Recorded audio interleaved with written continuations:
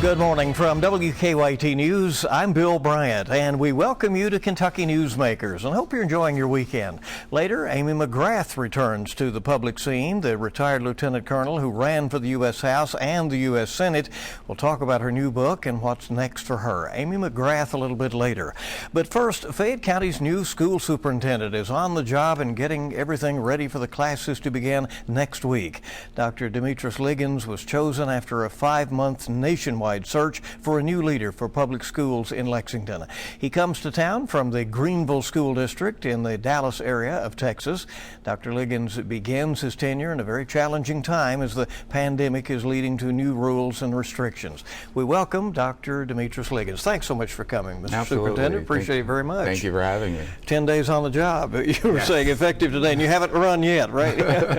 What attracted you to the job as a Fayette County Superintendent? Well, to be honest, there's some amazing things that are happening here. Some of the programs and the choices that our families get to choose for their students in a public education environment is just absolutely fascinating to me. And there are some challenges that still exist, however. I don't think that we're doing a good enough job of reaching all of our students and all of our zip codes and backgrounds and income levels, and making sure that they're achieving at the high levels as their counterparts. And so really just I felt like with all of the amazing things going on, as well as the things that fit my skill set that were still a need, would be a great fit. You started as a superintendent, as a teacher before you were a superintendent. I right? did, yes. At my core, I am a teacher. That's who I am. And I think even leadership is about teaching and growing other leaders. And so I was a classroom teacher, then became an assistant principal, then a principal at elementary, middle, then high school. And so I've worked my way through the system. This is a very challenging time with COVID spreading once again. Some students have emotional and even physical needs from what they have already been through with this, and here we are again. So how much will schools have to really have their arms around those kids in order for them to succeed? Well, this is a challenging year. It is a time for us to make sure that safety and the health of our students and staff is priority. And as you know, I made the tough decision, my first decision, to require masks moving forward. But that decision was ultimately made because we looked at all of the restrictions we would have to put on students if we didn't require masks in certain degrees of the variant being spread through our community, and ultimately decided if we just have our kids wear masks, they can have as normal of a school year as possible. We didn't have to worry about field trips or other activities. It was, let's have a normal school year, whatever that means now, of course, and just require masks. And so it really came down to what's in the best interest of kids. And of course, we want to make sure they're in person learning and making up a lot of the gaps that exist because of last year. How much did you agonize about the decision about masks, or was that easy when you looked at the information? It wasn't an easy decision. I will tell you, it was. I do believe that in parent choice, but I also believe in science. And when speaking with the doctors and the scientists and the medical community, and understanding as a educator, not as a scientist myself, that my job is to make sure that we provide an environment that's conducive to learning, it was a no-brainer at that point. It became a little bit easier to say, we have to require masks because we want our kids in person learning, and that's the only way to do it, with of course other metrics in place. Will the school system be prepared to retreat to virtual learning if it comes to that? We're hoping it doesn't come to that, right. But of course no one knows what to expect, and we're preparing for any situation. But at this point we are committed to having in person as long as possible. You made reference earlier to what locally has been called the achievement gap over the years. It's long been noted in Fayette County schools along socioeconomic and racial lines for many years. How do you make sure that there is an environment where every student can reach his or her potential? I think it comes down to the opportunities we're providing for students, and I think it you have to pay close attention to the inequities that exist within a system, and that has to be a constant focus of everyone in the organization. Equity isn't just one department or one person's job, it's all of our jobs. And also making sure that we get the right adults with the right children. Some adults really thrive in those environments. We need to find those adults and teachers and educators that have been extremely successful with our populations that have historically struggled, and see how can we make sure that those teachers and staff are with those students, and in some instances incentivize them doing that, because it is hard work, but it's worthwhile work, and we need to put the work in. How important is it to you that parents and legal guardians be directly involved with the education of students? Oh, I think that's extremely important in any organization that involves children, especially an educational institution. We're partners. And it takes the entire partnership to make sure that we are working in tangent for that child's success. And so that's of critical importance, and we want to make sure that we create an environment where our parents know that they're not only needed, but they're extremely welcome. What would you say it would be a couple of key goals that you have going into this, and how will you measure success? It's a great question, and I tell you, again, it's day 10, but I'm really looking forward to this school year to trying to create as normal of environment as possible and ensuring that our kids are in person. That is my number one goal, and ensuring that we keep our students and staff safe. Thereafter, after my first 100 days or so, I'd really plan to, my entry plan, looking and meeting a lot of people, learning a lot of structures and systems, and I really plan to have a much clearer outlook as to the direction we'll be going. What do you think people should expect from your leadership style? Will you be out in the community and out in the schools meeting with people, or do you like to stay at the office and have people come see you? No, I do a little bit of both. I will tell you, but I'm a very much a hands-on type leader. I love being around the kids, so I will be on campuses quite a bit. That's where the work is happening, and so that's where I feel I need to be in order to know what's going on and to be able to lead the organization. But I've been out in the community the last few days I've been here, and during my transition did quite a few community events, and have really been overwhelmed with the warm welcome I've received here in Lexington and Fayette County. And I will tell you, I'm excited about getting to work and meeting more people and getting involved in a variety of things. As you know, curriculum is often discussed and dissected in this the time that we're living in right now. A lot of social change and upheaval in the country and here locally. Do you expect some frank discussions about the way history is taught and social studies are taught going forward in Fayette County schools? Well, currently our social studies curriculum is what it has been for a while. My understanding, it hasn't changed. I know there's been question about critical race theory, whatever one defines that as. Our history is our history. Our teachers teach history as it is. Our students, if we're having an engaging lesson, our students will inquire of certain aspects of history, and it's our teachers' job to fulfill those curiosities and to answer those questions, or to lead those students in the right direction to where they can research those things on their own. So I don't see anything changing about the way we deliver history or any other lesson. We're going to engage our students and make sure that we're piquing their curiosities and making sure that they're able to learn at their highest levels. How important are athletics to you for students, interscholastic sports? Well, I'm a pretty big extracurricular guy. I think very few students come to school because they're really, really excited about that Algebra 1 class.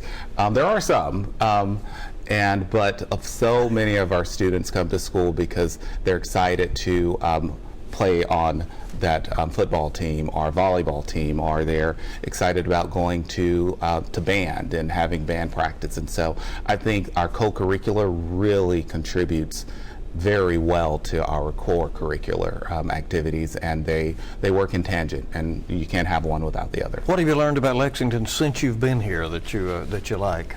Well, so far, and people keep telling me this is not typical weather, but I'm loving the weather. It's been nice. Yes, it's been very nice. And again, everyone's been so kind and so welcoming and so warm, and just getting to know different people and the organizations that are willing to support the school and partner with us. I'm really looking forward to a great time, because I think this community really embraces its schools and want to see us succeed, and that makes a huge difference. Again, 10 days on the job, but people are sometimes interested in stability, and there have been superintendent changes over the years. Do you see this potentially as long-term for you? Well, I am loving it. I have a 4-year contract. The board has given me a 4-year contract, and that is extendable whenever they decide to do so. But so far, 10 days on the job, I hadn't seen any reason to run. So I'm committed. Will you come back and keep us informed? Absolutely, we yes, sir. appreciate you coming today. Thank you very much. Thank you. I appreciate your time. Dr. Liggins, welcome to Lexington. And we're coming back in just a moment on WKYT. And Amy McGrath, who you remember made a couple of big political runs, well, she's up to some new things, and we'll be back with her on Kentucky Newsmakers in a moment.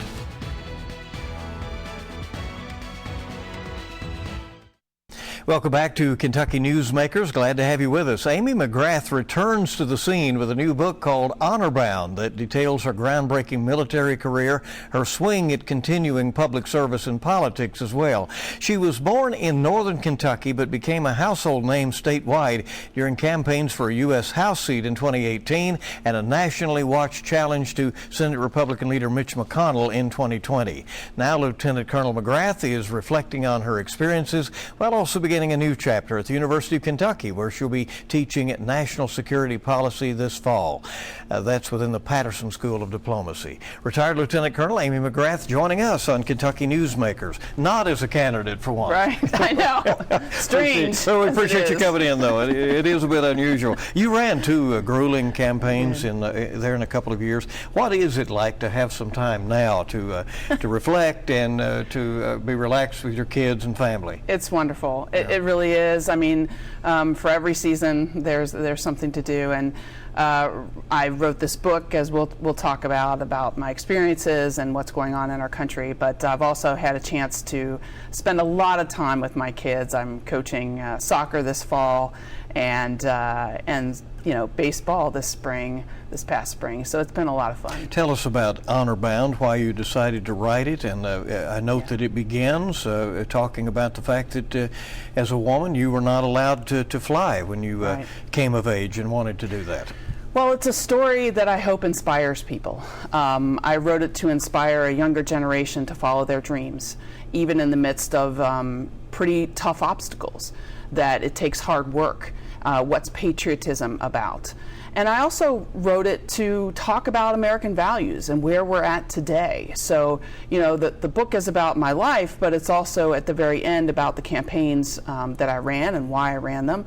And I'm really excited about it because there's some stories that I didn't get to tell on the campaign trail that I have written about in the book. Tell us a little bit about that. So if people... Well, stories, so a lot of them are combat related. Some I talk about my feelings going overseas and coming back. I have lost some friends in combat, what that was like. I talked about growing up and what possessed me to go into the military, and the sort of patriotism that I got for our country throughout my time in the military. And then I wrote the last chapter right after January 6th.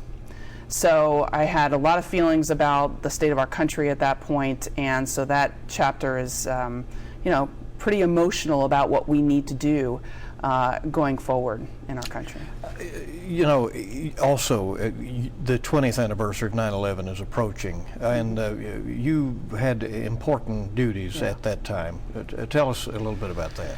Well, 9/11, of course, was a day that changed so many lives, not only in our country and in America. That morning, I was stationed at Marine Corps Air Station Miramar in San Diego, California. I was a very junior aviator at the time.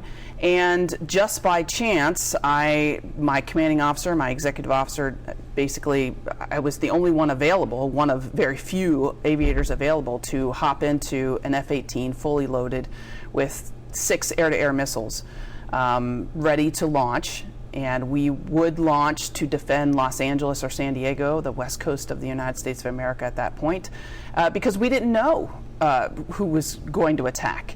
And so that's what I did for about 4 hours on the morning of 9/11, right after we went to DEFCON 4. I was on runway 24 left with one engine on and one engine off to conserve fuel, and then we could, if given the launch to go, we'd turn that other engine on and go. Adrenaline is no doubt flowing, but I mean, it was surreal because it was never something I imagined doing or training to do, yet this is what Uncle Sam was asking me to potentially do, and we were ready. We were trained, we were ready to go, and we weren't going to let this country down. What were your thoughts on January 6th as you saw what happened in the U.S. Capitol? Shame. That our country our capital would be breached and attacked for the first time since 1814, when the Confederate flag you see flying in the rotunda. It was shocking to me. And then, of course, the aftermath of that. I felt like many Americans that, okay, enough is enough. I was pleased to see, of course, Senator McConnell go on the Senate floor and condemn these attacks. But then, of course, a week later, you see the opposite. You saw one side, Republicans, many of them, not all, thank God, but many of them, defending these attackers and trying to downplay the insurrection. And so I'm very concerned about this because it was predicated on a big lie that our last president is still talking about, that he somehow won the election, which he did not. And this is a real problem. Just this morning in the news, they're talking about the Russians putting disinformation into our news cycles. Not only from vaccines, but also to perpetuate this lie. So, I mean, this is a very big concern to me for our democracy. When you decided to enter politics, did you have any idea how tough that game would be? Yeah, I knew it would be tough. I knew it would be particularly tough in Kentucky. It doesn't mean that it's not worth doing. Usually the things that are worth doing are the toughest things. Even if you don't succeed in at the end of the day. And we absolutely succeeded in making the majority leader the minority leader. And that was important. After my race ended in November, we rolled our entire finance operation over to help the races in Georgia, the runoffs. And a lot of people believed that we couldn't win those races in Georgia, and we did. And we did that because we helped with the resources there. And I personally believe that is a really important thing for our country, because we're getting things done now, like the infrastructure bill, like the COVID relief bill. Those are important things. You remain very active in this. Absolutely. You're not a candidate now, but I hear that you're talking with members of Congress. You're talking with candidates and potential candidates. I mean, this is part of you going forward, right? It is. And Bill, this whole thing was never about me. It was about getting better leaders in our government. And while I wished I was one of them, it wasn't in the cards for me here in Kentucky. And that's okay. What it's about is getting better leaders in our government, and that is what I'm focused on. That's what I'm focused on with the initiative that I've started, Honor Bound, the same title of my book. It's an initiative, it's a 501c4 that will inspire and support women, in particular, women who have served this country, step into the political arena in races they can win. and help them do that. I mean, I think that's really important. Do you intend to appear on a ballot again?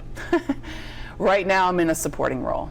I think I have run 2 pretty hard races here in Kentucky, and I want to support others. I think that's the right thing to do going forward. But I will say this, I'm somebody that wants to serve this country, and I'm going to find the best way to do that going forward. You, in your book, it's interesting, very early on, you address the fact that while you're this historic woman fighter pilot out there, you missed Kentucky terribly at times. What was it? What kept coming to mind about your home state? The people. It was my family, my friends that were all here in Kentucky, and the love that they had for their community, for our wonderful Commonwealth, and for this country. You know, I've lived all around the United States, I've lived all around the world, but I've always felt like home was right here. And so, you know, and I write about that in the book, and I will always feel that way, no matter where I go or what we do.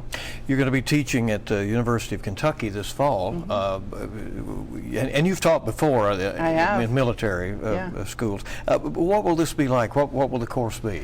Well, I'm really excited about it. I'm teaching at the Patterson School, which is a graduate school of diplomacy and international trade, international commerce, and I'm going to be teaching national security policy, which is really my expertise. About a third of it will be sort of more history and a little bit of theory, and the middle of it will be about decision making, how we make national security decisions in this country. And the final third will be about what are the threats to the future? What should our national security really focus on in the future? I mean, here we are in the middle of a coronavirus that has killed, 600,000 Americans potentially. And, what does that look like? And not only looking at sort of the non-traditional threats, but also the traditional ones, of course. Should students be nervous that they'll have a tough professor?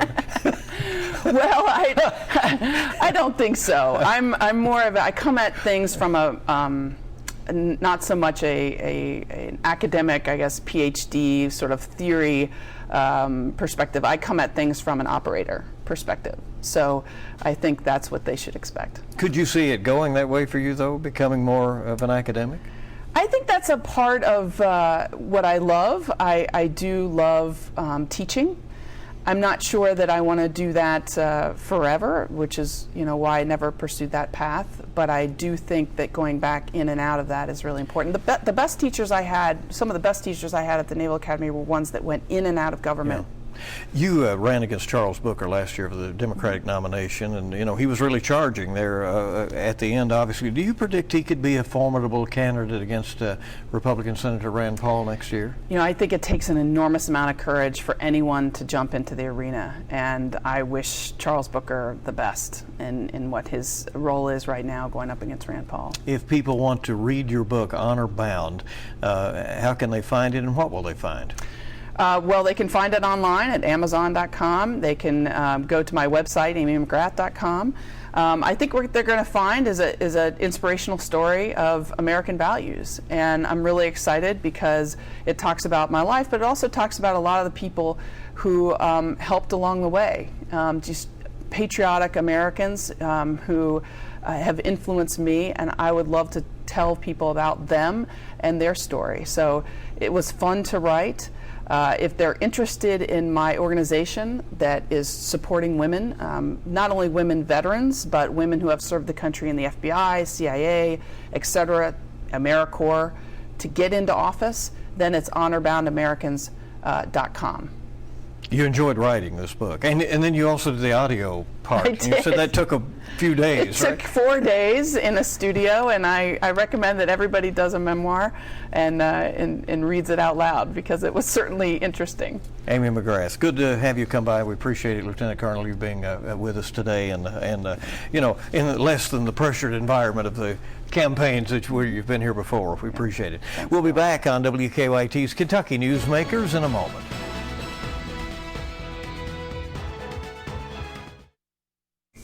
Welcome back to Kentucky Newsmakers. The Senate is on track to pass the largest standalone infrastructure bill in decades.